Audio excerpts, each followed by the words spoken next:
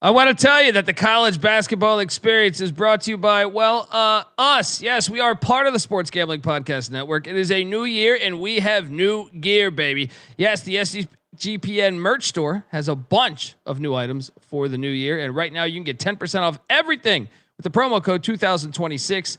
So jump on over there, get yourself a Mac to School or a Pick Dundee t-shirt with that promo code 2026 in the SGPN merch store. So do that and let it ride. We're also brought to you by Avo. Yes, make more money betting sports with Avo. That's AVO. Yes, Avo is the best sports betting tool that helps you make a profit every time you decide to place bets. They do this by spotting arbitrage and plus EV opportunities for you faster than the competitors, and they keep you organized all in one place. Yes, if you're new to arbitrage betting, you're finding opportunities in the market where you can bet both sides to lock in a profit, and they have the cleanest dashboard. It's super easy to understand and use. And look, if you're having problems with that, they teach you how to use it. Step-by-step videos they offer. In case you have any questions, just sign up, pick the sportsbook you use, and let Avo tell you how much to bet to guarantee a profit. Still unsure? Check out their free Discord at Avo Official. That's AVO Official. And see the success people are having for themselves. Get started now at avo.bet. Use that promo code SGPN for $18 off. That's avo.bet, promo code SGPN for $18 off. We're also brought to you by Kalshi. Yes, Kalshi is a real money prediction market, legal in all 50 states. Yes, all 50 states. You can trade tons of markets in sports, including college hoops, college football, NFL, NBA, NHL, and much, much more. Plus, you can even trade props like first touchdown props. And look, besides sports, they got a ton of other great markets, including politics, entertainment, hell, even the weather. It's Kalshi. You can trade anything. New Kalshi customers get $20 when you use our promo code. That is SGPN. That's Kalshi, KALSHI, promo code SGPN. We're also brought to you by Underdog Fantasy. Yes, Underdog is your home for pick'em entries where you can win up to 5,000 times the amount of money you enter. And Underdog is bringing the playoff magic all playoffs long. Every playoff weekend, open the Underdog app to see what promos are waiting for you there. And look, Underdog's got a brand new offer for new customers. Play $5, get $75 in bonus funds when you sign up with our promo code. That is TCE SGPN. So do that and let it ride. We're also brought to you by Rhythm. Rhythm has been crushing it this NFL season, especially on props. And last season in the postseason, they were incredible. Even better in the playoffs, 22-12 on reception props, 6-1 on pass touchdown props, 9-4 on rush yard props, 2-0 on interception props. They are killing it over there. Super easy to sign up. Run predictions off the house model, or you can make your own and mess around with those sliders. Looking to go premium? Use the promo code SGPN25 when you download the Rhythm app for 25% off your first month. That's Rhythm, RITHMM. Download it. Promo code SGPN25.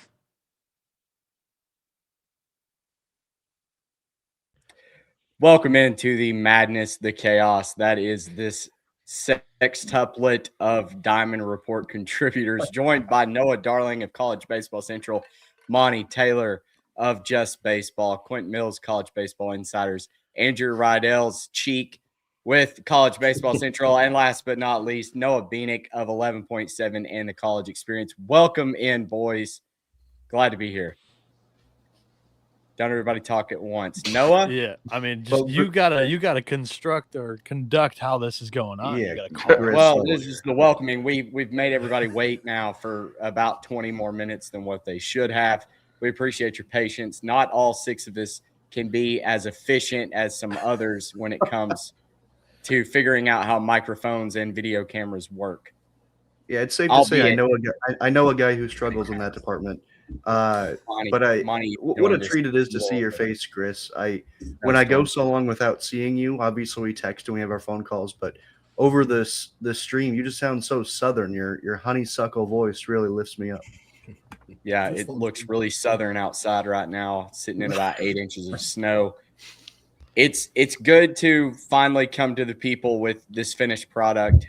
Well, this is going to be a very laid-back discussion-based podcast video, but we plan on coming to you guys at least once a week from the Diamond Report to give you our updated top 25 rankings as the season progresses and all that good jazz. But this is more just, let's talk about the inception of this, how it all came about, for those that have followed my story, you know that I've been putting out guides, but not near to at length that this one was.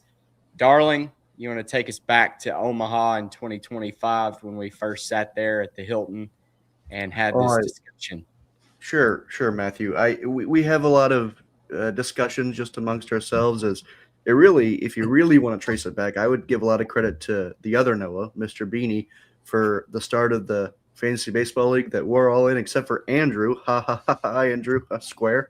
But the rest of us have so many great conversations throughout the year, and then we all come together in Omaha and get to spend 10 days of baseball together, and conversations start, and we say, what would it look like if we found a way to work together in some capacity? It feels like so many of us all do not necessarily the same thing, but we're all talking about college baseball in our own special way. It'd be cool to put it all together in one product, especially in the off season when you might think that college baseball coverage isn't as easy because there's no games on. So it was great to come together, not just for a podcast or something, not just to maybe write something together, but to put 210 pages of what I would call excellence together. Yeah, I think that's very well put, Noah. And yeah, we were talking about it when we were in Omaha at the College World Series, whether it be the press box or hanging out at the Hilton Hotel bar after every night, or wherever else we were kind of mingling. We were always kind of in a group, and we discussed, like, we're kind of getting these looks. Like, this is not normal to everybody else that's there. That, a lot of people, I guess in traditional media, view it as a little bit of competition rather than, I view it as we're kind of one rising tide lifting, everything. So as college baseball begins to get more and more eyes, the coverage of the game is only going to get better, and there's only going to be more that do it. And that's not an issue. That's a good thing, actually. And I mean, forget 2026 for a second. 2027's issue of the Diamond Report, I think, might be even bigger and better because you got the MLB looming lockout. So that is going to be a huge, huge year for college baseball, in my opinion. Q? Yeah. Beanie kind of hit it all. Whether we're eating in the press box at the back table or we're watching the game and talking, or the Hilton, we definitely were getting looks. I don't know if that's because the 11.7 guys were lining up like DNs, going, in a quarterback setup. But here nor there was a conversation and/or actions being taken there. And, those good looks, though, they're going to be weird from last year. But then, this guy comes out, who knows, maybe they changed, and those looks are like, oh, there's, Monty and there's Noah. And, hey, we love seeing what you've done for the sport. And that's all what we want to do, right? We're all coming together. And I think Noah Beanick said in our chat before, it's not about, doing everything individually. It's coming together and growing the sport together and being one. So I think this is awesome to be a part of. And this is year one of, anything you can imagine is probably going to go sky high from this point. And also, Andrew, I know Darling poked fun at you. No offense in not being in that league. It's just we've got one person from almost every entity. I'm from the TCE group, and then Ben Upton's from the 11.7 group in that chat. So it's not like we're dueling or doubling up in every way. No, you're good. You're good. I'd like to be a part of it, but yeah, the pass protection Upton was not good. I got lit up. It was very reminiscent. Grissom's in one of those videos as, I think, a referee. Yeah, I look like Shadur Sanders with Cleveland Browns back there. When Jack hit the roll, Ben was done. It just locked him up. Yeah, that video is gold. So going through the guide, if you haven't bought it yet, check out download.thediamondreport.com. Takes you straight to it. We would appreciate you checking that out, making that purchase. It did really take over 500 hours of work on this. It was not something that we could just easily throw together. And it's beautiful. I mean, if you're a fan of college baseball, I think there's been one error in it that we found so far, which is pretty good considering that we were all running off little to no sleep. And there's bound to be a couple more, but yeah, there is. And, Hunter Elliott being the X factor for Vanderbilt. Sorry, guys.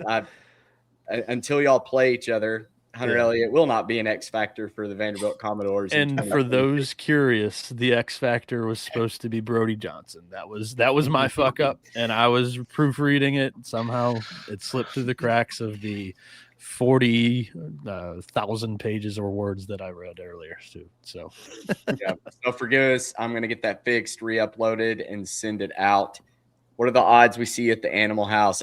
I'm disappointed we didn't go last year.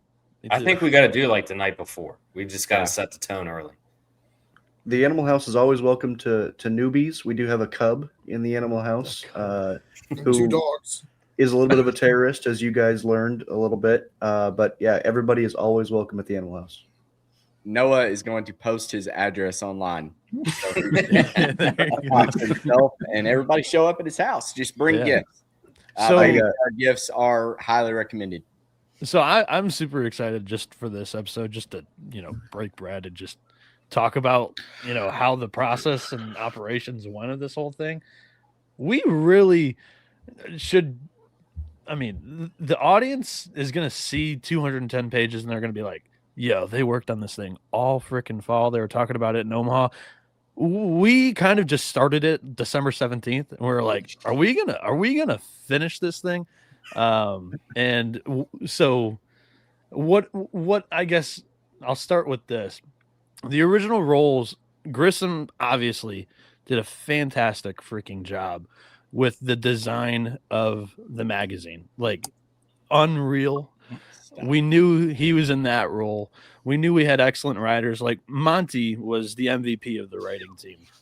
He had 3,000 words on ACC teams by December 1st. And he's like, I just got to cut it down to 500 words, guys. No problem. But yeah, he was done with his ACC assignment. And then I think he wrote up like 9 or 10 mid-majors. He did an excellent job. I had originally signed up to be kind of editor because growing up, I was a high school newspaper editor, also wrote in the college university newspaper. I was like, I can do this, but I'm also working nights with the College Experience, the basketball show. And I have crazy hours. I'm not sure how much I can write.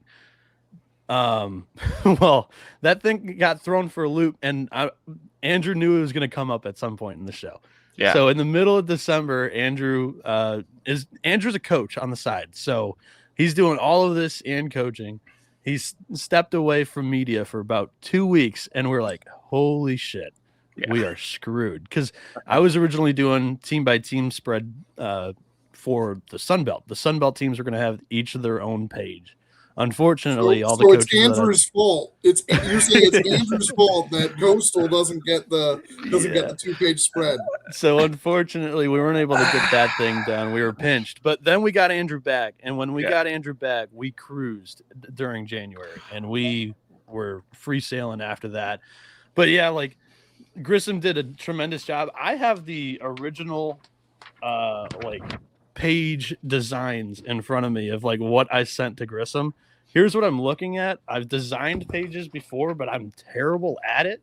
I'll write them down, draw them out.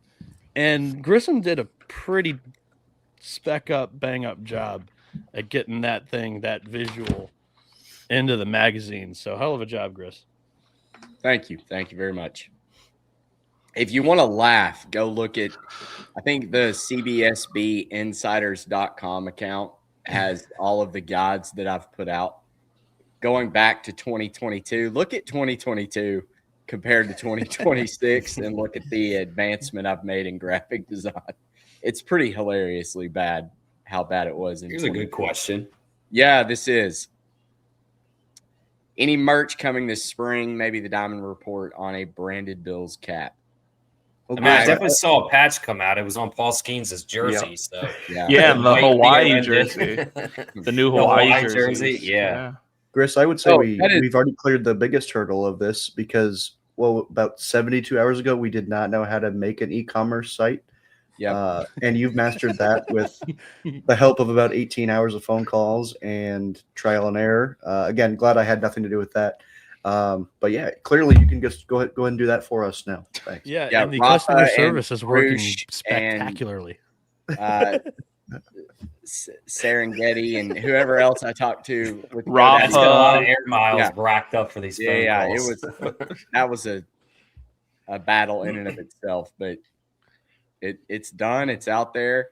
Haven't had too many issues outside of having to reset the links. Apparently, you can only download it 3 times. So if you eclipse that and you need more downloads, by all means, hit us up, Grissom at NCAAinsiders.com, or on one of our DMs. I'll get it reset. It's super easy for me to manually go in and do it. Unfortunately, GoDaddy has set that and will not let me change it. I have attempted numerous times, but that's the thing that we kept going off pretty flawlessly. We kept telling ourselves, like, first year, we're kind of flying by the seat of our pants here. Like, we changed so many ideas and added so many ideas in the final week of this thing. Yeah. It actually got a little crazy, little drunk. Like, we were like, dude, what are we doing? We have all of this that we're not going to use. We're adding stuff right now. Like, are we going to be able to edit this? But yeah, it didn't bother me at all. Monty was done by January 1st. Yeah, Monty didn't explain it. I was done by January 1st, and then I had to keep coming back because we were changing and adding stuff. It was getting a little chippy. Monty's like throwing comments here and there, and that's the thing with Monty is you never know when he's being sarcastic or when he's dead serious, and 100%. Very frightening. It's by design, because if I overreact, I can backtrack. Be like, I was just kidding. The one thing I do want to say real quick in talking about the merch, I think it's really cool, and you see all of our brands in the corner. It's really cool that the Diamond Report isn't just it is its own brand. It's not one person's brand, it's not one entity's brand. It is truly the logo of all of us coming together.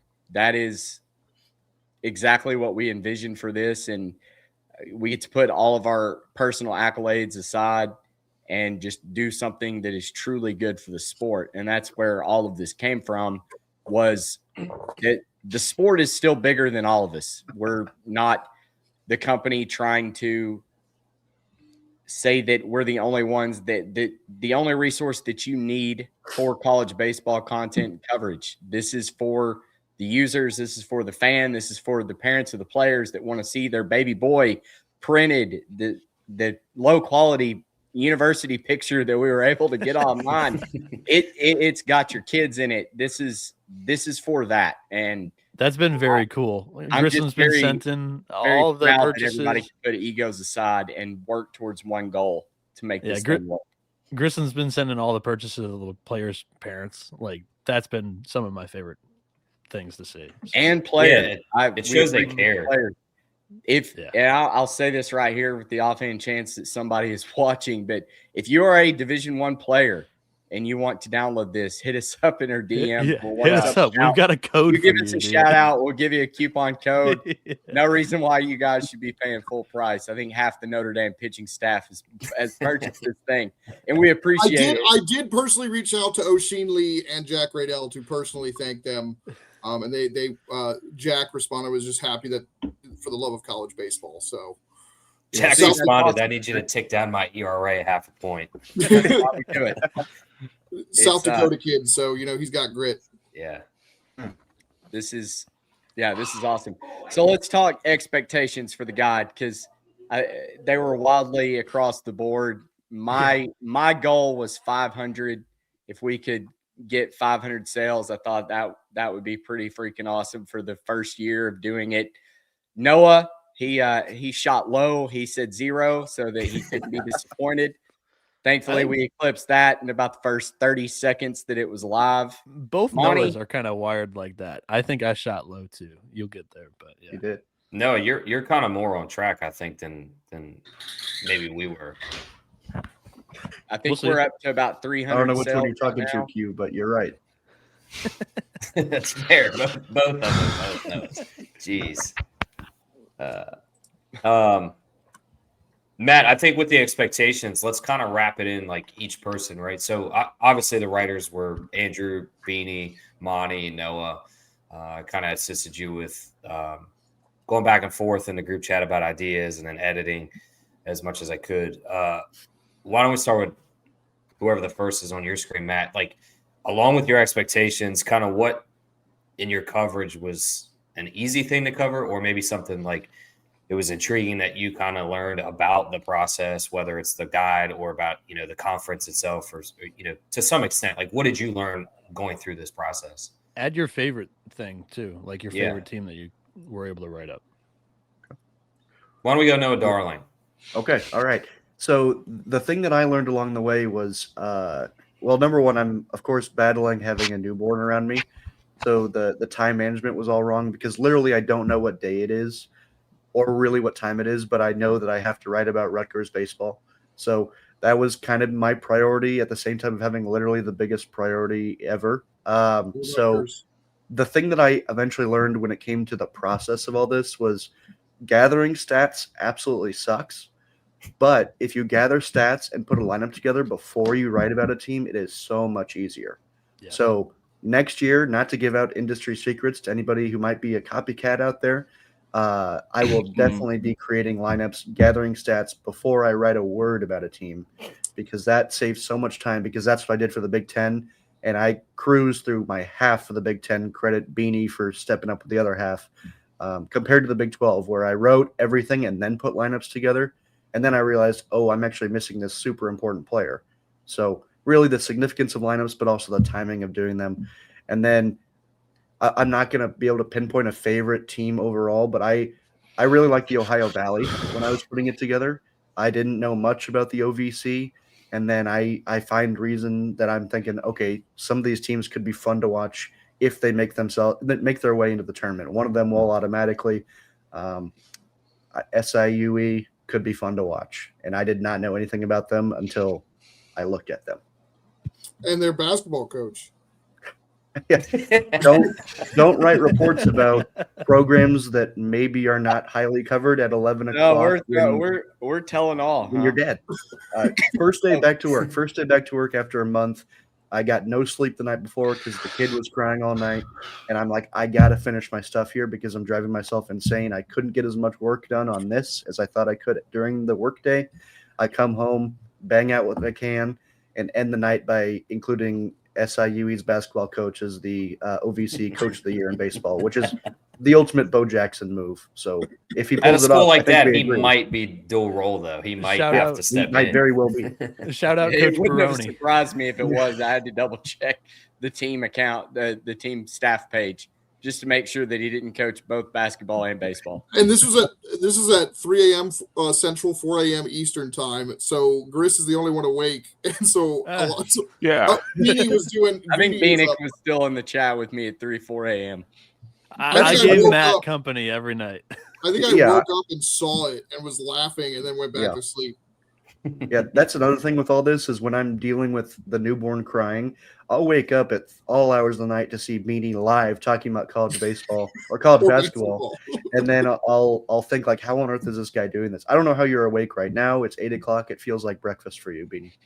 Hey, except when there was the first marketing tweet we wanted to do. We did sleep. That was all the sleep he needed for the month, apparently. Monty, why don't we translate into you? I mean, this is something that I've done. So I'm always collecting the stats, and I wish I'd actually told Noah that, you should probably get the stats and figure out your lineup before you write anything. Because I've always gotten the stats and stuff ready. I've had the ACC stats ready about halfway through the fall, because I'm prepping for my co-hosts basically on the ACC side. And so I'd always planned to do in-depth previews, and now I'm probably not going to do that because they would kind of compete with what we've done on the magazine side. So this was a no-brainer to kind of do the ACC previews. The hardest part was getting some of these down to 500-600 words, because if I had been doing this during our deep dive takeover days that we're doing over the next 2 weeks on the Just Means Less account, I would be writing about 1,500 to 2,000 words per team.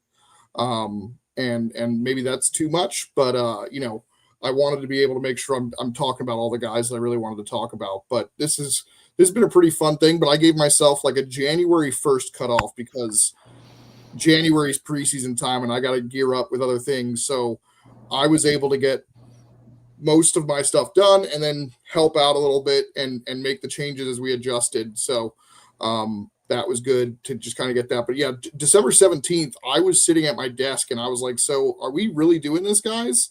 Because everyone had been kind of quiet for a second. I'm like, if we're trying to get this out by ABCA, which was our original goal, obviously missed that by a couple weeks.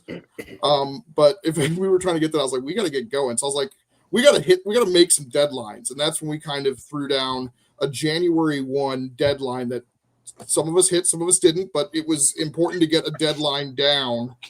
That was never happening, but yes, that was the original deadline. Well, it happened for some of us. I'm just saying. Guys, riding the bus right there. Yeah. So no, that's where I lost most of my sleep, and then I was able to kind of relax a little bit and work on some other things. But yeah, it was a lot of fun once I got my stuff out of the way to watch you guys kind of scramble. All right. I love that. Yeah, I love that. This is the most backhanded comments ever. Monty, you guys suck, but I'm glad I was with a party. He wrote a mid-major. Even if you all had gotten everything to me January 1, I had highly misjudged the amount of time that the design was going to take. Hence why I had to pull a couple of all-nighters of work and just trying to get it done because I didn't want to let anybody down. But yeah, that was it. It wasn't just, I can knock out a conference a day. I think that's what I originally had told y'all. I'm like, all right, 4 Power 4 conferences, that's fine. But give me like 5 or 6 days, and it ended up taking about 2 weeks. And a lot more hours, I think, in those 2 weeks than you thought you would have had to. Yeah. Absolutely. Yeah, my favorite thing, like it's going to stem off of what Monty was talking about with the stats and everything. That's I my stats. That's how many times did you have to visit NCAA, whatever? You sit 2 minutes just as it just spins, trying to see one player's stats. But stat accumulation in the college baseball world is dang near impossible. And from people like Robert Frey who have been doing this, 64 Analytics helped out a lot. Just it literally takes a village to get anything done in this sport, and it shouldn't be like that. But hopefully, we'll get it figured out. Robert Frey, passionate D2 baseball fan. There, he's the man. Well, he is. Yeah, so my thing, like strength, was the stats, and when I shifted from editor, or at least that was the plan in my head, to actually writing it, it turned into, okay, my biggest role of the team was just providing the stat tables. Because last year I opened that up for, people to purchase, like college baseball fans and whatnot, just rosters of every team on a one Google spreadsheet. And we were able to basically use the bones of that for all the individual team pages for the projected lineups and everything. So yeah, that's my favorite thing, is just like kind of scouring each team's official roster sheet. By the way, shout out to all the real SIDs out there that were posting their official roster like weeks prior to preseason rather than some waiting. Of that's not on, and I will say some of that's not on the SID, because I think sometimes the coach doesn't want the rosters out there, because somebody like Louisville, I think they still don't have an online roster up, so I don't think that's the SID's fault. Yeah, true. But yeah, that saves us a lot of elbow grease and whatnot, of scouring through kind of fall highlights from these guys playing and whatnot. But that's my favorite part about this. The challenge was kind of the crunch that we put ourselves into. Yeah, but shout out the Miami SID real quick. Sorry, Beanie, to interrupt, but yeah, that guy has been secondary on football and was not expecting a national championship football run. When he I talked to him on December 17th, coincidentally, or whenever their game was against Texas A&M, and he was like, "I cannot wait for baseball season." And that poor guy was still working football until last week. Well, to piggyback off that, Monty, I saw him the day Miami scrimmaged FAU, and it was the day after they lost to Louisville. And I asked him, "Oh, are you excited for baseball after last night?" He's like, "Yeah, like I need it coming now. Like we're gonna have to have some prayers." So, yeah, my favorite team that I was able to write up, just to finish it up, and then we can get to Andrew too. I fell in love with Kentucky in the offseason, just like what their roster has. I think they have strength on the mound and just being able to throw strikes, and they've got a tremendous defense behind it with speed in the outfield and 2 Gold Glovers up the middle, and then Tyler Cerny was a shortstop at Indiana. He's playing third base for Kentucky. I think they'll be able to hit enough. So Kentucky was the team that I just couldn't wait for this to get out. That way, like my bold prediction on the Wildcats being really good this year could get out there. So that was the one that I loved the most. Andrew, what about you? What did you enjoy writing about?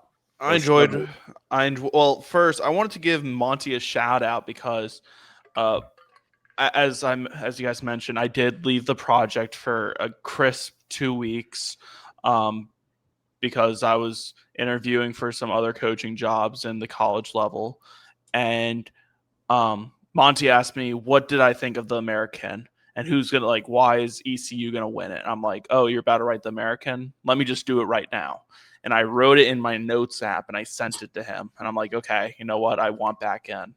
So thank you guys for having me back in. But I really enjoyed just writing about mid-majors. I know that's kind of Noah B's and 11.7's whole thing, but being able to spend a lot of time around Tulane last year and going to the American Conference Championship, being around FAU, the A-Suns, very big down here in Florida, just being able to write about all those mid-majors that they do put out some really good talent. Like the A-Sun this year, Evan Dempsey's a big name to know. He'll probably be the two-way player of the year for the A-Sun, and he's legit on the mound and with the bat.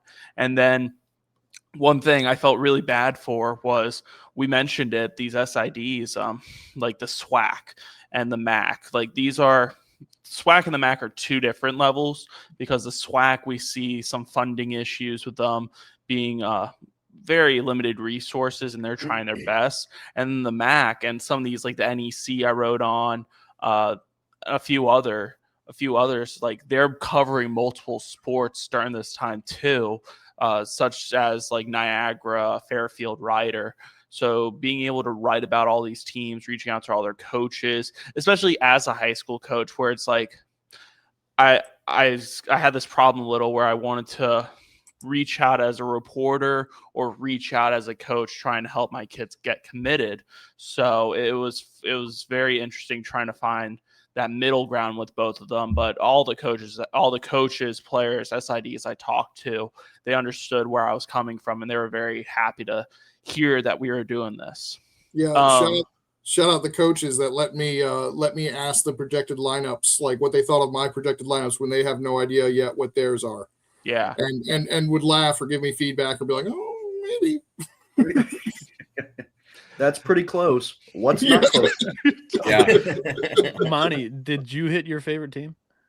No, I did not. I did want to. I wanted to shout out the A10. That was a lot of fun to write about the A10 because they have a bunch of influx of talent coming in, because all their best players either graduated, left, or about 15 or 16 transferred into the SEC or the ACC.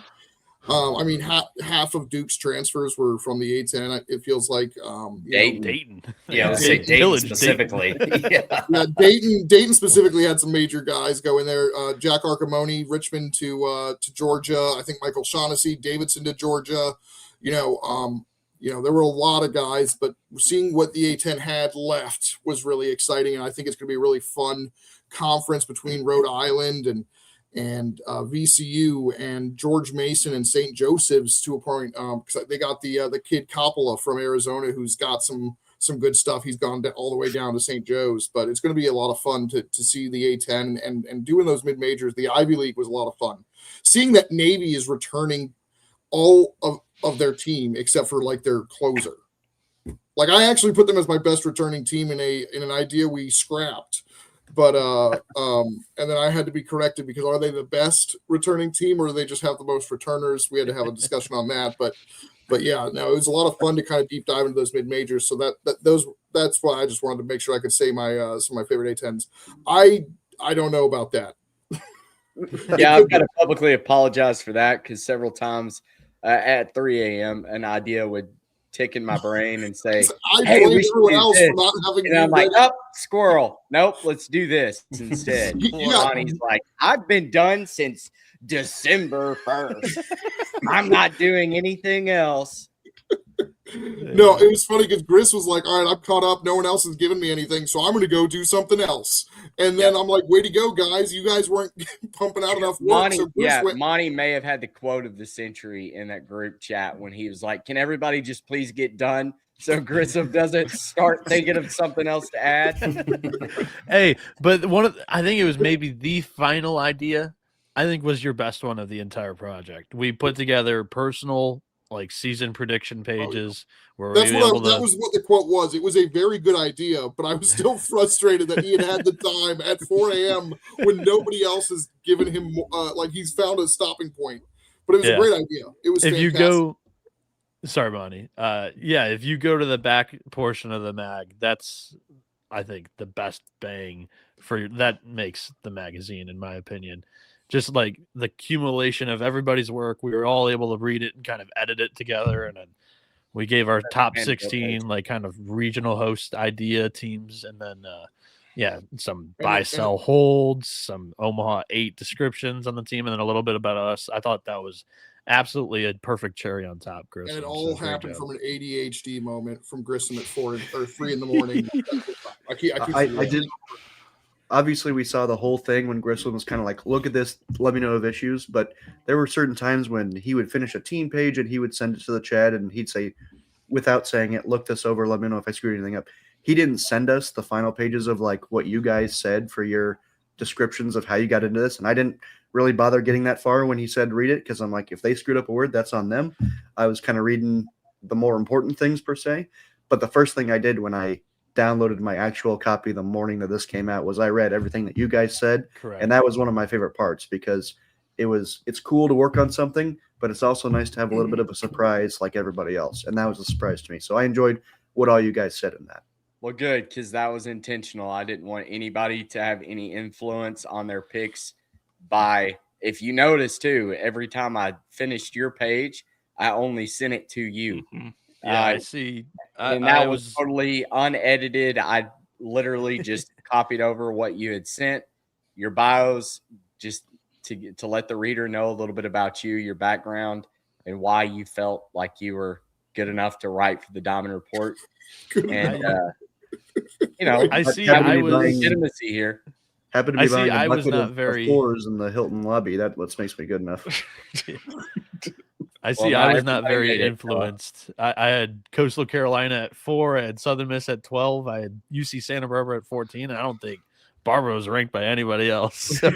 Yeah, you were definitely swung. I think Monty had Alabama up there. No, he was the only vote. Very uninfluenced. There was a lot of outliers in there, but that's perfect. That's how it should I believe in Rob Vaughn. Gosh. Yeah. The amount of people that chose Tennessee as the team that they're selling was kind of intriguing to me.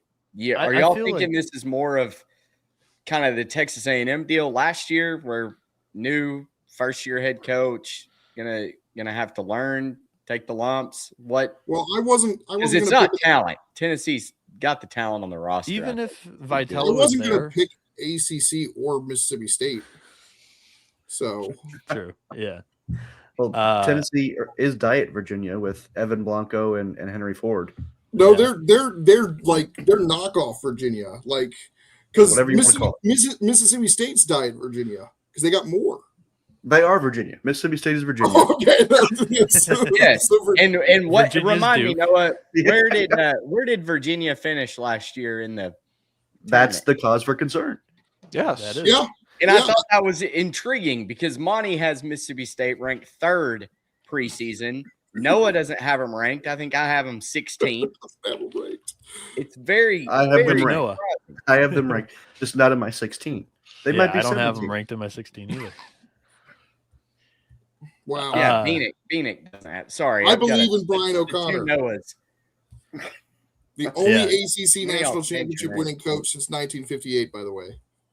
Yeah, he's a hell of a coach. The thing I wanted to talk about Tennessee is good. Let's talk about Tennessee. We didn't put any rationale behind that, and I felt guilty because everybody's going to think, oh, he's just out on Elander.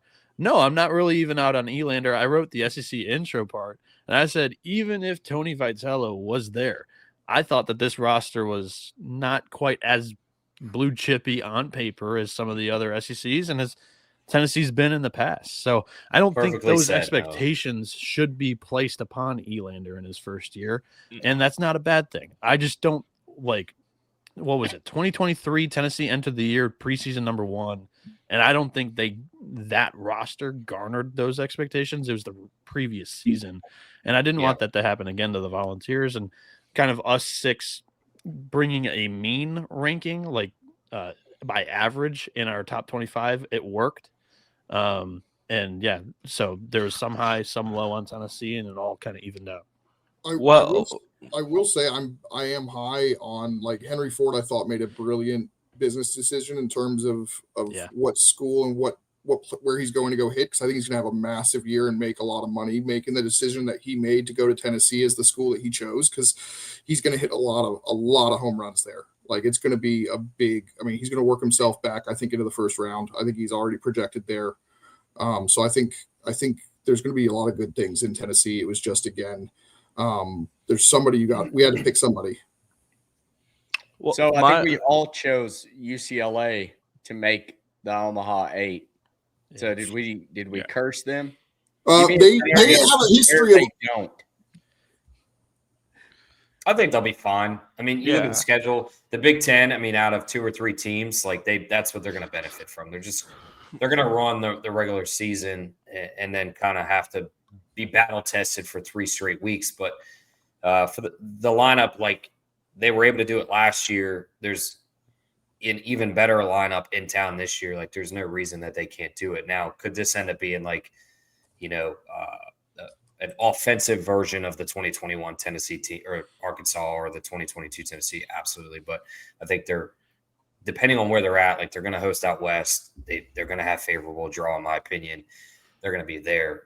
But I wanted to touch on the Tennessee. Like, I got kind of attacked on Georgia Tech, and I just want to almost defend everybody in here. Like, we were limited to kind of how you describe a team and what words, right? But, like, to Noah's point, that there's more context that we could put in there. And, just because we rank a team 15 in a preseason doesn't mean that, like, we think they're going to miss the tournament. I think maybe that gets misconstrued a little bit on Twitter and the concept. And you'll hear that over the shows that, yeah, we do support these teams. But one of my major questions on the back end of the page was first-year coaches, like, it's a lot to come in, figure out who you have on the roster, retain those guys that you want, then figure out your current class that you're either trying to bring in from your other school and vice versa, who you're trying to keep, and then worry about next year who your coaching staff is and a game plan. It's a lot for these first-year coaches, and I'll touch on the Mississippi State. Like, I had him further down than maybe Monty did for that same reason. I love Brian O'Connor. I think he's one of the greatest coaches to ever coach college baseball, and it's still year 1 in Mississippi State. The expectations, like, to put on him as Omaha or bust is extremely unfair, whether it's from us or the fan base. So I just kind of wanted to not only defend, my presence, but to those guys. Like, we love these teams. We're not saying they're going to be brutal and go 6-18 in conference, but there are realistic expectations. All I know is Q is on a list in Atlanta. I know. I'm putting the lipstick at the top. And in LA, he was the only one of us that didn't put the Bruins number 1. Might as well be Atlanta too. I like what Q just went to too. Like, you want to do one of our, like, each person's favorite national storyline that we wrote on that back page. Like, not giving away everything, but like, what was your, like, number 1 thing that you're looking forward to this season? I want to see how some of these teams that really dove into the transfer portal, I want to see how they look. We kind of hit on it with Mississippi State. Tennessee brought in 18 new arms. They just lost 18 bullpen arms, or bullpen and starters for the transfer portal in the draft last year. Georgia, South Carolina, they just brought in a new expansion team, apparently. Yeah, they're a new expansion team, essentially. They just bring in 15. South Carolina, bringing a new 15 every year. Like, is that going to be sustainable? Is it, like, are these coaches going to be regretting halfway through, I really wish we brought in another freshman or two. It feels like I talked to a few schools through this, and I asked them about freshmen, and they said, oh, I mean, we got one or two here, but we're mostly going to live through the transfer portal now. So that's my big storyline. I want to see how the transfer portal has really impacted the way coaches think now. Matt, we haven't heard any of your takes. Obviously, you didn't necessarily write the same as me, but why don't we? I'd love to hear maybe some of your opinions. Yeah, I think the first one I'll go to, Coastal Carolina, fell short of winning it all in 2025, but showed they deserve to be there. Do we see more mid-majors in Omaha this year? And that really comes from a place where I thought that the NIL, the transfer portal, was going to deplete the mid-majors and really take them out of contention. Now, the caveat to that, I think in the last 10 years, it's been a preseason ranked top 10 team, and outside of a foul ball and foul territory by Arkansas, the SEC has won the national championship in those 10 years as well. Are you alluding to something? I don't understand. Yeah, the mid-majors. But Coastal proved that they were good. The one in Fayetteville? You saw UALR take LSU to the wire. And then to touch on Phoenix, 2018. That's what you're talking about. When Arkansas dropped. I got it. Thanks, Noah. Thank you. Right. UCSB and his Omaha 8. So all that to be said, I don't think the NIL and transfer portal has killed maybe Dayton, but as the mid-major as a whole, whoa, maybe not. Maybe not. I think Dayton with a ricochet shot. Dayton's funeral will be tomorrow. The viewing starts at 3 p.m. Dayton literally just turned into Duke. It's the Dayton Duke Blue Devils. It's the Virginia Blue Devils. Yeah. It's like the mid-major. Yeah, Mississippi State Cavs. Up until last year, the mid-majors to me was just like a second JUCO to get you paid to go to the ACC or the SEC. And that's not the case. I think we're going to continue to see more parity. These mid-major teams are just as good as these Power 4 schools. There's my point. And I hope that this blossoms into seeing 2 or 3 mid-majors like Beanick predicted in Omaha this year. Because it is a lot of fun. Murray State, that game last year, absolute awesome Fantastic experience. I mean, you can't help but root for the underdog. And Murray State getting to sit there and talk to the players afterwards. I think me and Beanick stood there at Let It Fly whenever the restaurant stopped serving food. We're just chatting it up for an hour and a half about Murray State. So that was awesome. I bring that on. Grissom's sitting there hungry, and I'm just chatting away with that. I was like Isaac Silva, Dusty Mercer and Carson Garner, and those guys were absolutely fantastic people. Just getting to know them that night.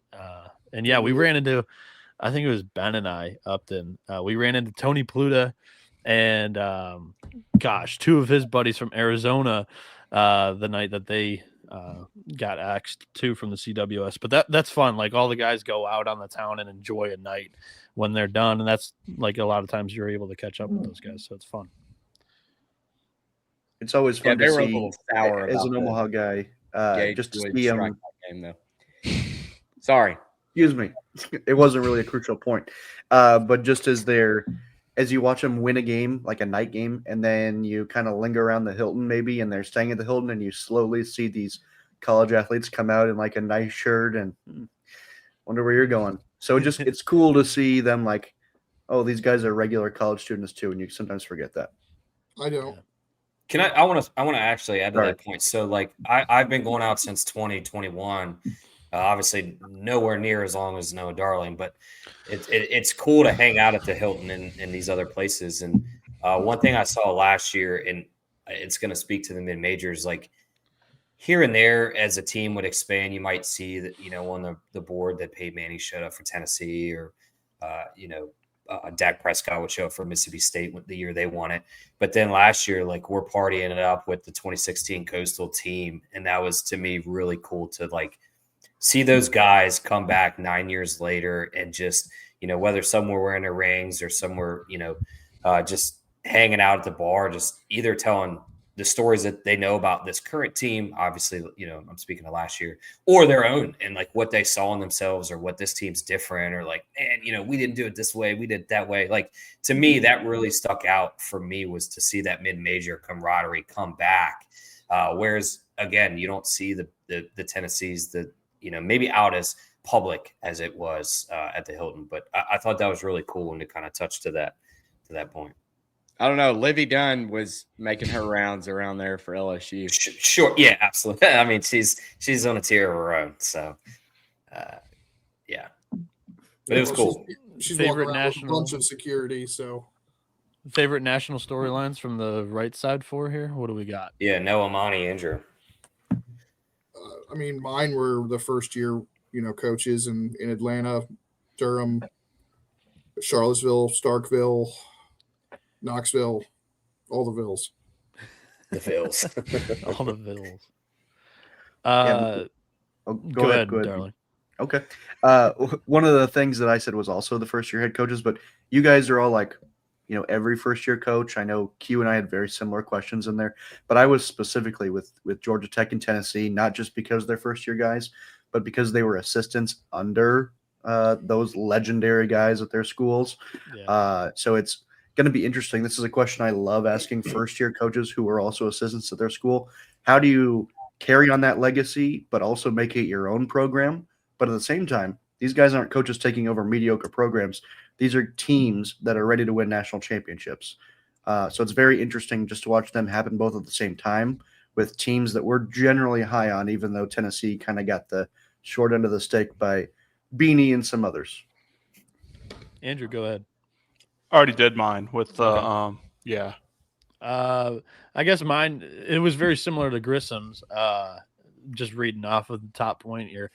I'm kind of stunned by just that dichotomy of the 2024 Omaha 8, where you have 4 SEC, 4 ACC teams, and then you get into 2025, and there were 7 different conferences in quotation marks represented there, 2 mid-majors in Coastal Carolina, and a true 4 seed, the 4th ever one in Murray State. There were 2 SEC teams there, and I enjoyed that they were both in the same bracket, so we got a little bit of a different taste in the championship. Me personally, even though I will recognize the SEC and ACC, I believe, are the best 2 leagues, I like the flavorful collection of teams that we saw in 2025 in Omaha, while also getting, the big SEC, the big ACC fan bases there, and we can have some rowdy atmospheres, because I know that's something that Darling and Omaha natives very much root for. So, give me 4-4 every year. As long as the 4 and 4 bring fans, I don't care. LSU, Ole Miss, Mississippi State, Arkansas, I want those guys here every single year until a fan base can provide a better experience above them. That's what I'm all about. Rocco would say they want LSU there every year. Yeah, Tennessee, the big, for sure. Yeah. What is Rocco like on a random Wednesday in January? I don't know how open they are throughout the year. I don't really live that close, so it's not like I go there all the time. But I've been there at a random time around the College World Series, like the week leading up and maybe like a few weeks after where they're still open. Again, dude, his microphone. Talking with his hands too much, he knocked his mic out. We can't hear you, dude. We can't hear you. Yes, this is what was happening in the pre-show. Let's go. Rocco's just knocked him out. Yeah, that's it. The jump shots took him out. The deep state. Hey, Rocco's Pizza. There is check your availability for the 2027 Diamond Report magazine. We're opening it up for advertisements, whether you want a full page spread, a little bit of box, or whatever. Go ahead, give us a call. Well, I remember anybody Noah, else that's listening too. I remember Noah telling me that Rocco's and what was that restaurant out in right field, right behind the right field wall? It was that little, and like they had the ice cream place. He was telling me how that place is only open like the 12 days that Omaha's going on. Like it's rarely open actually. So Omaha's not going on the rest of the year? I guess not. They Omaha. shut down. They shut down the whole city. Yeah, The city's done. No love for Creighton baseball. Noah, you look like you may be back. You're not back. All right. I'm back. Let's. Oh, he's back. Yeah. Great. So what I was saying, Rocco's. No, Andrew the kinda U. said, Don't The hit U's your mic back. this time. You're getting a little crazy with your hands. Too Getting hands Italian. dirty. I'm Too excited. Italian. I'm excited to be able to say out loud what I've just said a whole bunch. Rocco's, I don't know how open they are. I don't know what their schedule looks like, but I've been there during the non-College World Series time, as in when there's no game going on and nobody really around. I don't remember the setting, but I was downtown for a reason, which would tell me it was probably baseball season, maybe the Big Ten tournament. And I'll tell you, it's very calm. Like, you guys don't really know Rocco's the restaurant. You guys know Rocco's the bar. Very good pizza at Rocco's. You may have had it, Good. but their menu is much larger during the regular season. When I went there during, I think it was the day before Media Day one time, they had already switched over to their College World Series menu. Yeah, we have pepperoni pizza. That's it. I like a buffalo chicken, which is what they are very good at. I had a spicy Hawaiian, maybe the best I've ever had. I think Rocco's is the best pizza in Omaha, but people go there for the Jell-O shots, which are absolutely disgusting. Yes. Not great. But I'm I glad feel like that we should post up one I'm night in kinda the Hilton proud and of actually do a Noah live to- show. Before I met Noah, I thought he was just kind of this grumpy, get off my line too. type guy. He is. 100%. Yeah, that is who I am. Have you seen him in his glasses that he mows the lawn in? I don't mow the lawn in them, but I did wear them to the hospital when But my child was born, and they got pleasant. some look. He's a pleasant gentleman. And to hear that he loves the crowds of Omaha, that is very much Hold anti. on, wait a minute. He's Wait a anti minute. mid-major though. I live I in like- Omaha, and I know damn well this is here every single year. Hey, we need to But I pull don't up that like video it. of him doing the wave in the press box. We don't need that. too. I do Doing like the that. crowd in Omaha when the crowd in Omaha is not from Omaha. I think that's pretty clear. It triggers a wave. It triggers a wave to the You don't fans. like the Yeah. locals? Is that what you're Thank telling you. It warms my heart when a wave happens somewhere on the East Coast, West Coast, somewhere where I'm not, and people start tweeting at me, the wave is happening here. That tells me my influence means something, and I'm worried that we're going to get away from banning the wave. Thank you, Dan, for bringing that up. Last year's you College do World the Series, wave. very few waves. Coincidentally, great fan bases. You tell me if that's me? connected. One man that did the wave is the one Noah Darling. There's documented evidence. Video. Yeah. It was Yeah. not There you can tell that he is out of his practicing of the wave. There are a lot of people He's along the staying on way brand there. who have been framed for things. O.J. Simpson and myself. I did not do the wave. Man. Cole, we appreciate you hanging out. We Yeah. got to meet Cole last year at Rocco's. Hung out all the time. He's a good guy. Good Yeah. man. And I don't know, Cole, are you a big fan of the wave? Because inquiring minds want to know. I don't mind it. I think it's funny, but It's not. I would like to know what players on the field in the College World Series, your guys like Landon Sims, who was throwing a near no hitter in the 7th inning against Texas when the wave broke out. I want to know how it impacts them. That's the only thing that could change my mind. Is if a pitcher or a hitter's like, oh, I don't even notice it, maybe I'll listen, but I probably won't. No, if you're banning the wave, I want to know your thought on the beach ball. The beach ball is already banned. So if you're asking me if I'm going to ban something, what that looks like, great. We can talk about that on the side. Let's already address the banned items already. Do I welcome firearms to the stadium? I don't. You know what else is equally banned? Watch out for that beach ball. It's taking people out. Look at the signs out front this June, Q. You'll see beach balls banned item, along with firearms. I say we go hard stop on all things that are banned in the stadium. Class 1 If you want to get felonies right loosey-goosey, there. you run that risk. What are your thoughts on those inflatable like wave things that they're doing at the college The basketball clappers games or to try to whatever, the bike- distract yeah. the Oh, yeah. free Hey, throw specifically in shooter? What would Clemson, be right, the Monty? equivalent to that in baseball? Well, the You have Clemson a guy bullpen up there probably. pitching a no hitter. What do Clemson, you? Clemson handed him out. Clemson certainly knows how to harass opposing teams. Just ask West Virginia. Just ask Backage. I mean, he even says, like, I like the home field advantage. Maybe it'll work sometime. If I say anything, I'll get in trouble. Is Hey, How was baseball your the view of the least amount bullpen, Monty? home field My view of the bullpen was great. I saw into the press box or a wall. Is baseball the least effective home field advantage in college sports? No. Golf. Monty, change your hat. I mean, dude, the golf course too. Like the golf course, so like you know kind of the greens more than everybody football, else. I would say that baseball is. I don't know. But yeah, we're nearing an hour. I think it's regionally dependent, Chris. True. I want to tell you that the college basketball experience is brought to you by, us. Yes, we are part of the Sports Gambling Podcast Network. It is a new year and we have new gear, baby. Yes, the SGPN merch store has a bunch of new items for the new year. And right now you can get 10% off everything with the promo code 2026. So jump on over there, get yourself a Mac to School or a Pick Dundee t-shirt with that promo code 2026 in the SGPN merch store. So do that and let it ride.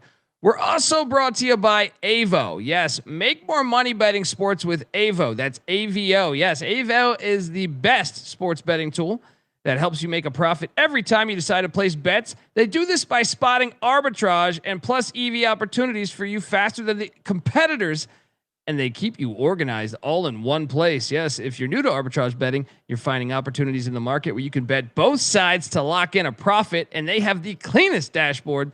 It's super easy to understand and use. And look, if you're having problems with that, they teach you how to use it. Step-by-step videos they offer. In case you have any questions, just sign up, pick the sportsbook you use, and let Avo tell you how much to bet to guarantee a profit. Still unsure? Check out their free Discord at Avo Official. That's AVO Official. And see the success people are having for themselves. Get started now at avo.bet. Use that promo code SGPN for $18 off. That's avo.bet, promo code SGPN for $18 off. We're also brought to you by Kalshi. Yes, Kalshi is a real money prediction market, legal in all 50 states. Yes, all 50 states. You can trade tons of markets in sports, including college hoops, college football, NFL, NBA, NHL, and much, much more. Plus, you can even trade props like first touchdown props. And look, besides sports, they got a ton of other great markets, including politics, entertainment, hell, even the weather. It's Kalshi. You can trade anything. New Kalshi customers get $20 when you use our promo code. That is SGPN. That's Kalshi, KALSHI, promo code SGPN. We're also brought to you by Underdog Fantasy. Yes, Underdog is your home for pick'em entries where you can win up to 5,000 times the amount of money you enter. And Underdog is bringing the playoff magic all playoffs long. Every playoff weekend, open the Underdog app to see what promos are waiting for you there. And look, Underdog's got a brand new offer for new customers. Play $5. Get $75 in bonus funds when you sign up with our promo code. That is TCE SGPN. So do that and let it ride. We're also brought to you by Rhythm. Rhythm has been crushing it this NFL season, especially on props. And last season in the postseason, they were incredible. Even better in the playoffs, 22-12 on reception props, 6-1 on pass touchdown props, 9-4 on rush yard props, 2-0 on interception props. They are killing it over there. Super easy to sign up. Run predictions off the house model, or you can make your own and mess around with those sliders. Looking to go premium? Use the promo code SGPN25 when you download the Rhythm app for 25% off your first month. That's Rhythm, RITHMM. Download it. Promo code SGPN25. I wanted to get this in there too, like for the aspiring college baseball and just sports writers in general, but specifically like if you love college baseball, there is, I would say, we conducted with Grissom a Bo Callahan draft day $1 bill in the playbook.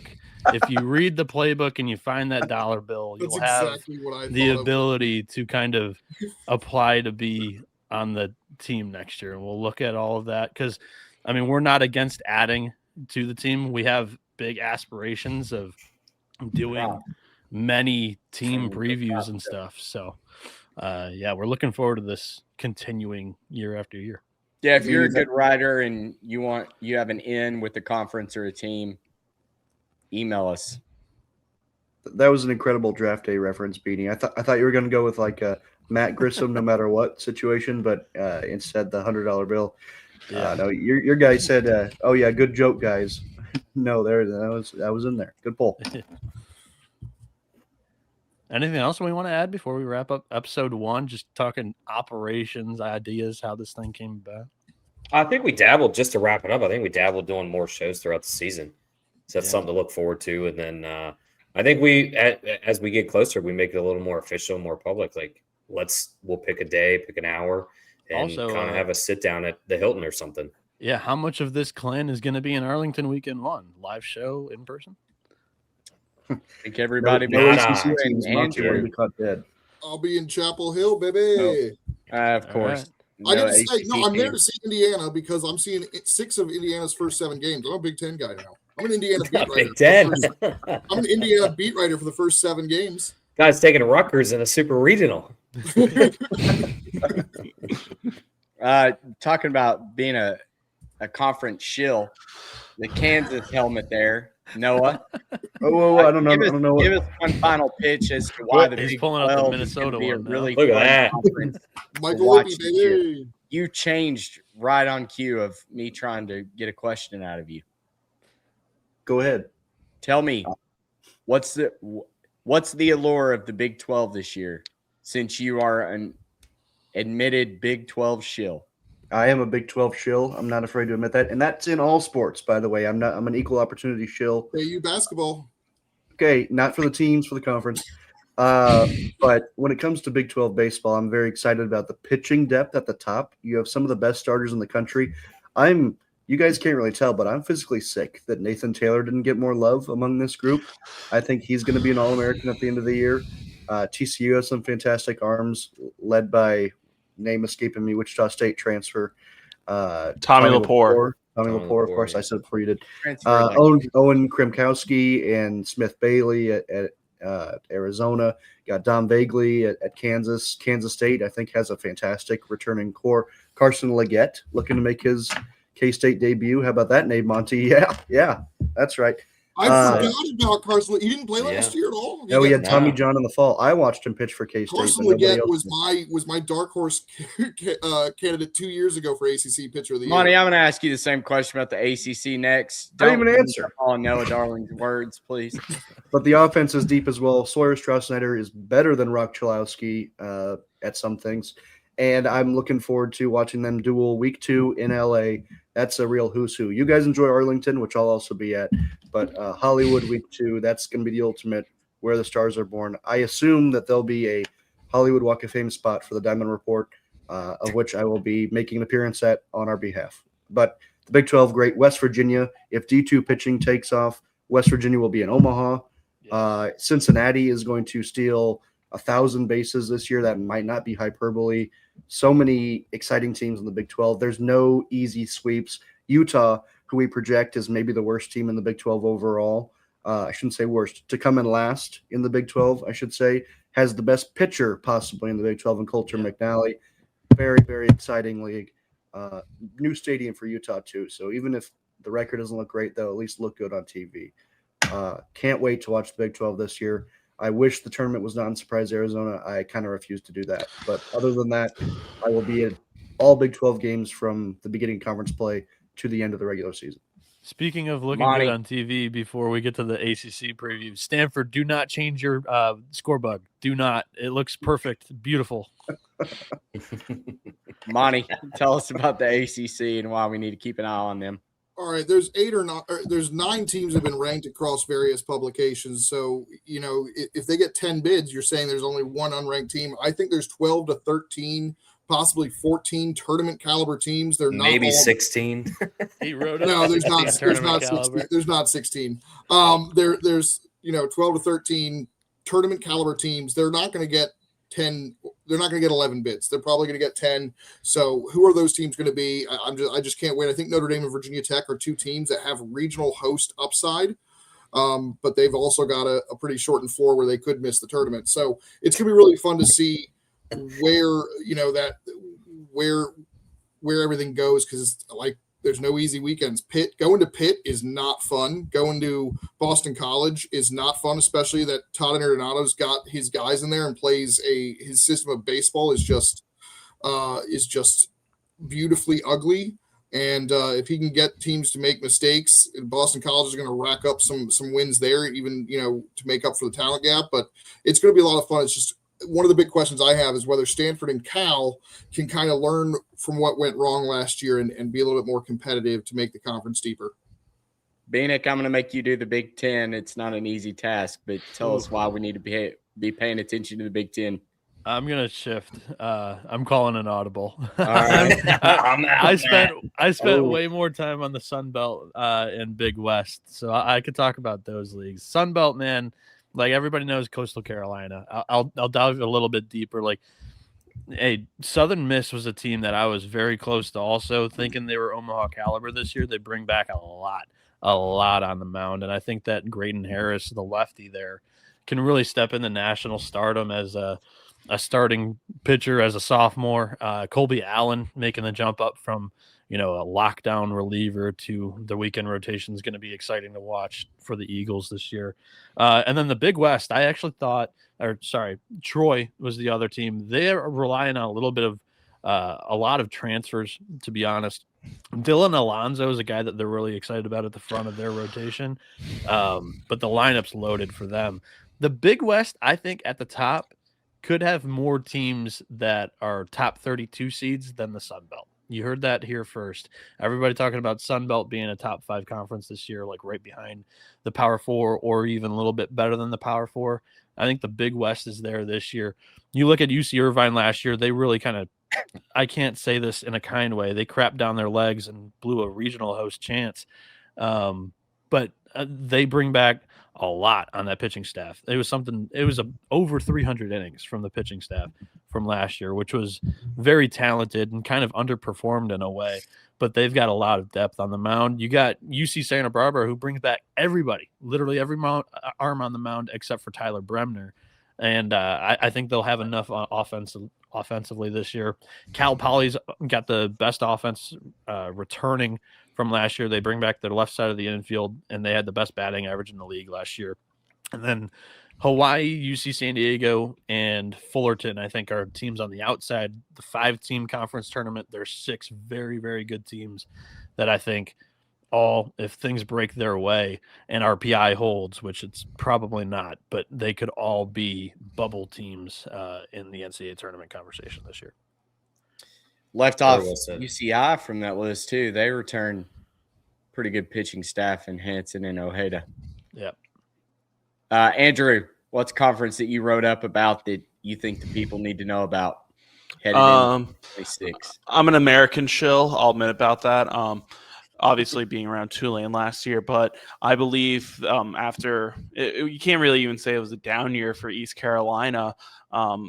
They still made the conference tournament. I think they're going to come back and find themselves in a top 15 in a hosting situation this year. I think Charlotte, their pitching staff, Rob Woodard, he's one of the top pitching minds in the country. He's known for just dominating pitching. Pat Hallmark, he just got a very nice extension, and facility upgrades are coming to UTSA. I think there's a legitimate shot. We have 3 or 4 teams in the American fighting for 35, 40 wins. And I wouldn't be shocked if we see a 2 to 3 team American Conference bid this year, because I think we're seeing about top 5 teams fighting for this auto bid, in my opinion. But if the RPI holds up with at least ECU, Charlotte, UTSA, and maybe even Tulane, I could see at least 2 to 3 teams getting in from the American this year. All right, Noah, Big Ten. I'm glad I could clean up the mess after Beanie was just so afraid to walk into the weeds of the Big Ten. When you look at it from the surface, as Beanie and I certainly did our fair share of, pitching is scarce right now. I happen to believe that pitchers do get good with experience. I happen to be positive about that perspective. So I think at the end of the year, we're going to see a handful of pitchers that had really good years in the Big Ten, because that's usually how baseball works. Question is, who are those going to be? And that's what's exciting about the Big Ten, is you can't tune in on a Friday night necessarily and say, here's who this guaranteed ace is and this guaranteed ace. It's going to be a little bit of rotations throughout the year, and maybe by the end of the Big Ten tournament, we have here are the solidified aces, and look at where they started to begin the year. We didn't know who these guys were necessarily, and maybe a year from now, it flips, and we're talking about how great the Big Ten was for pitching and how good it's going to be in 2027. On the other hand, let's say it doesn't do that, and it goes against common logic, and no pitching emerges. How about the offense of the Big Ten this year? What an exciting league to turn on. 17-16, not on Sundays like you see in maybe the Big 12, but on Friday nights. And what a tremendous year Rock Chalowski had, running away with the Golden Spikes because he has 130 RBIs or something like that. There's a potential for both sides of the coin here. And if you believe that something's going to emerge from the mound perspective, you're excited about that possibility. If you like offense, you should watch the Big Ten immediately. All right, Q, wrap us up with the SEC. I don't think anybody needs to be convinced at this point why the SEC is worth a watch. Monty says he does as he switches to his Florida State hat. Florida State's soon to be in the SEC. Nice. The SEC, right? I think you had a couple down teams last year. A couple headlines. Rob Vaughn. A lot of people think this is the best team that he's had. You've got those first-year questions with Mississippi State having Brian O'Connor come in and Josh Elander step in with Vitello leaving for the pros. And so that's another storyline we're going to follow closely. And then, over the last 10 years, Dave Van Horn and Arkansas have racked up 18 or more wins in the SEC. On paper, there's some parts of the pitching staff that maybe aren't as strong as years past. How do they perform? Like, are they going to make that another year of 18-plus wins? And can Dave Van Horn and the rest of the guys just continuously churn out, a top-end pitching caliber staff? And so you look at those from the storylines. The Gators have on paper one of their best teams. Now it's not the most powerful. It's a change of play for the Gators. So that's interesting. They're more gap to gap this year versus the power game that they've had over the last 5 years. If they play well, thin, but yes, you're right. Health, that's a big concern of the last couple of years. If they can stay healthy, they're an Omaha team. If they can't, they're going to be another bubble team. But they always play well for Sully. The Sully distractions is another, thing that's going to be brought up. Maybe, they're playing well, they're past it. Oh, they're not playing well, it's looming. So there's a lot of storylines in the SEC this year, whereas we've never really had them in the past, or at least all of them within one season. But it's going to be another 12 to 14 bid league. It's just, can Missouri step up after, not winning a conference game last year? I believe it's just, there's a lot of storylines in SEC. Till the end. Didn't they sweep A&M? Oh, that's right. They did. Yeah. I'm mistaken. Yeah. So, can they double their season win totals in the SEC? Then we can make that a storyline here at the Diamond Report. But when you just look at it, the SEC is a top for a reason. The fans love it, exponentially more than probably some regions. And it's in my opinion, the best conference and some of the best baseball you'll see. I'd like to add this storyline too, because we weren't able to put it on the SEC storylines, but I thought it was a good one. SEC last year sent 13 teams to the NCAA tournament. 8 of them earned a host. Only 4 won their regional, which they were all hosts, and only 2 went to Omaha. So I'm interested to see whether or not the conference kind of takes the SEC label and everything for granted with all the hosts again, or if they're able to take advantage. And we do see a year like 2024 where 4 SEC teams get to Omaha. So yeah, I want to say the SEC is the best conference, but the gap I don't think is 4 teams better than the ACC. They got 13 bids. The ACC only got 9. I just want to throw that. I think the gap would be more like 2 teams. But I just wanted to throw that out there. The SEC is the best conference in college baseball. Q, that's not an opinion. Unfortunately, that's just a fact. And I think part of that is the infinite number of guys with high 90s velocity. I think the hitters are comparable in the ACC and the SEC, but the random amount of guys on SEC bullpens that just throw 98, 99 seems to be infinite. And that's I think where the gap is. And I would expect nothing more for you than just to take that last little jab at the SEC as an ACC guy. Wrapping this up, guys, all 1,000 of you right on the nose viewing this. We really appreciate all the support. Hope you download the Diamond Report. Check that out. Again, can't reiterate it enough. These guys that I got to have the privilege of working alongside of, just knock this completely out of the park. It is something like Phil Steele for college baseball, and we can't wait for 2027 to bring it to you. After learning so much from this first go around, the inaugural definitely had its fair share of problems, but at the end of the day, we were able to get it out about 3 weeks before the season kicked off. So you've got time to download it, read through it, cover to cover. And like Beanick said earlier, if you're interested in contributing, writing with us next year, holler at me, hit us up in the DMs or something. But guys, find the $100 bill. Y'all have anything else y'all want to add? Wrapping it up. Excited for the season. Yes. Good show, boys. For 6 people, we're bound to talk over each other, and I'm a huge culprit, but that went really well. So thank you, everybody, for tuning in. That was fun. Thanks, guys. We'll see you next time.